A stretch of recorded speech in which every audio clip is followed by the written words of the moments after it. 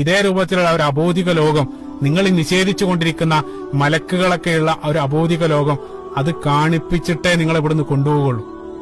ഈ ലോകത്തുള്ള അവസാനത്തെ കാഴ്ച, അത്രയും കാലം നമ്മുടെ കണ്ണിൽ നിന്നും മറക്കപ്പെട്ട അത്തരത്തിൽ മറക്കപ്പെട്ട മലക്കുകളുടെ ഒരു ലോകം, ആ ലോകം അത് കണ്ടുകൊണ്ടായിരിക്കും അവസാനം ഈ ഒരു ലോകത്ത് നിന്ന് ഒരാൾ മടങ്ങുക. അവസാനത്തെ അയാളുടെ കാഴ്ച മരണത്തിന്റെ മാലാഖയായിരിക്കും. ആ സന്ദർഭത്തിൽ അള്ളാഹു സുബ്ഹാനഹു വ തആല നമ്മുടെ കണ്ണിന്റെ മറ നീക്കപ്പെടുമെന്നും പരിശുദ്ധ ഖുർആൻ പറയുന്നുണ്ട്. സുബ്ഹാനല്ലാഹ്. സൂറത്തുൽ ഖാഫ്, പരിശുദ്ധ ഖുർആനിലെ 50-ാമത്തെ അധ്യായമായ സൂറത്തുൽ ഖാഫിന്റെ 22-ാമത്തെ ആയത്ത് നിങ്ങളൊന്ന് വായിച്ചു നോക്കുക. അള്ളാഹു സുബ്ഹാനഹു വ തആല അവിടെ പറഞ്ഞു, ലഖദ് കുൻത ഫീ ഗഫ്ലത്തിൻ മിൻ ഹാദാ, ഇത്രയും കാലം നീ ഇതിനെയെല്ലാം പരിഹസിച്ചു അല്ലെങ്കിൽ അവഗണിച്ചു. എന്ത് മലക്കുകൾ, ആകാശത്ത് ലോകത്ത് എന്ത് മലക്ക്, എന്ത് ജിന്ന്, ഇതൊക്കെ ഇവർ വെറുതെ പറയുന്നതാണെന്ന് ചില ആളുകൾ പരിഹസിച്ചു.